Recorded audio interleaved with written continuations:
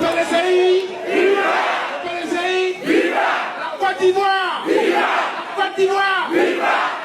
Mes chers frères,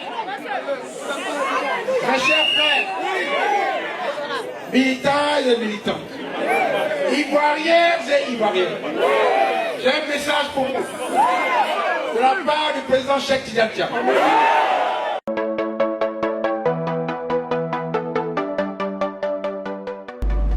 En entame de mes propos, avant toute chose, féliciter le président Cheikh Tidiane Thiam. Parce que c'est un homme de conviction et de combat. Il nous avait déjà dit que cette situation ne prospérerait pas. Malgré nos peurs et nos craintes, il nous rassurait, il nous disait de travailler. Selon lui, le plus important, c'est le travail sur le terrain, c'est la mobilisation. C'est faire de sorte que les militants comprennent l'enjeu réel de ces élections. C'est ce que nous avons compris et c'est ce que nous faisions. Jusqu'à ce que ce matin, nous sommes rendus au plateau pour apprendre que la juge se disait incompétente à régler cette situation, ce problème. Voyez-vous, cette question de nationalité, cette question de problème entre notre sœur Yapo Valérie Yolande et le PDCI-RDA est un problème très important. Après plusieurs interpellations, elle a décidé de maintenir ces plaintes qui ne sont même pas fondées, puisque le président a annulé cette suspension.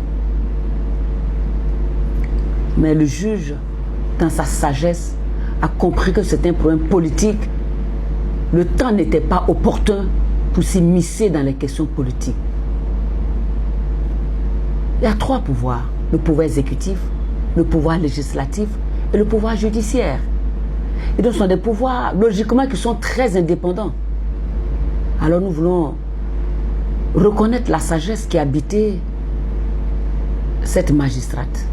Et nous voulons surtout intervenir pour nos militants, les féliciter, les militants de Yopougon, qui se sont levés très tôt pour se rendre au plateau, comme une seule personne, à la suite du président Cheikh Tidiane Thiam, pour dire non à la forfaiture. Pour dire non à la forfaiture. Aujourd'hui, nous sommes en 2025 et nous sommes à l'heure des réseaux sociaux. Nous sommes à l'heure de la communication, mais aussi à l'heure de l'intelligence.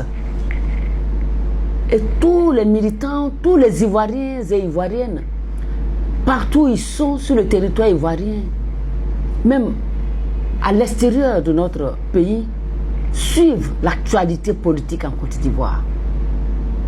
Alors le temps n'est pas favorable pour qu'aujourd'hui nous puissions nous disperser. Le temps qui est favorable, c'est le travail, c'est le temps pour le travail sur le terrain. Nous partons à la convention dans quelques jours. Nous devons aller voter parce que notre candidat unique et sérieux, qui peut nous faire gagner ces élections le 25 octobre 2025, c'est le président Cheikh Tidiane Thiam. Alors nous partons à la convention pour le plébisciter.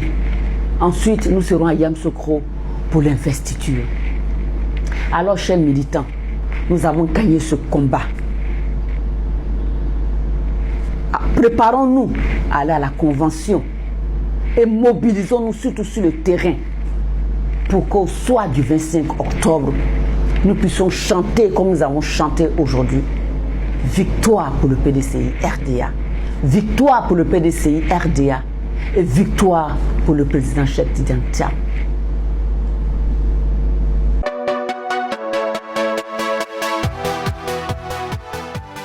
Ce problème de fond, c'est la question réelle de la nationalité et de la destitution du président Cheikh Tidiane Thiam, parce que selon notre sœur Valérie, selon elle, le président n'était pas ivoirien lorsqu'il a été élu président du PDCI-RDA. Mais tout à l'heure, le président du parti l'a dit, lorsque nous étions à Yamoussoukro, il y a un collège de vice-présidents qui sont rendus au caveau du président Félix Houphouët-Boigny. Nous avons vu à ses côtés la grand-mère de Thiam, la mère de Thiam. Thiam est ivoirien. Et donc, je pense qu'en Côte d'Ivoire, aucune juridiction ne peut venir dénier à Thiam sa nationalité ivoirienne.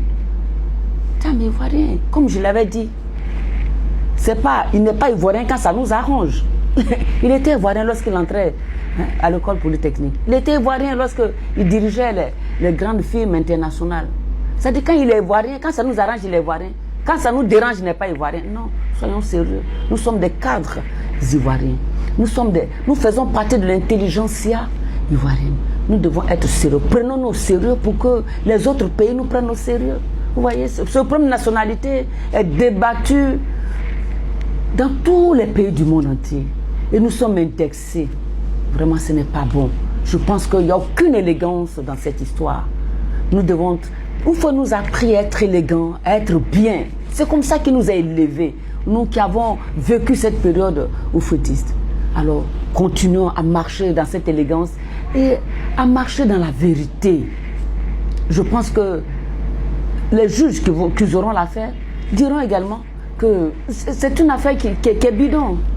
Classeront l'affaire parce que notre président est ivoirien. Il a compétence pour diriger le PDCI-RDA et c'est lui qui est notre candidat aux élections présidentielles d'octobre 2025. Et il gagnera ces élections. Oui, qui ne plaise pas à d'autres ou quoi, mais c'est le plan de Dieu. C'est Dieu qui établit.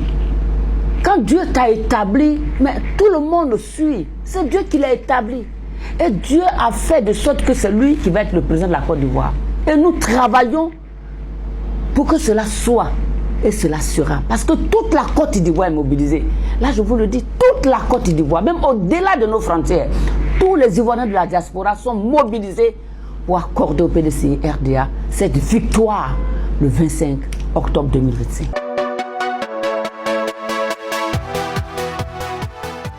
Interpeller tous nos frères et sœurs qui se sont mis en marge du parti de revenir.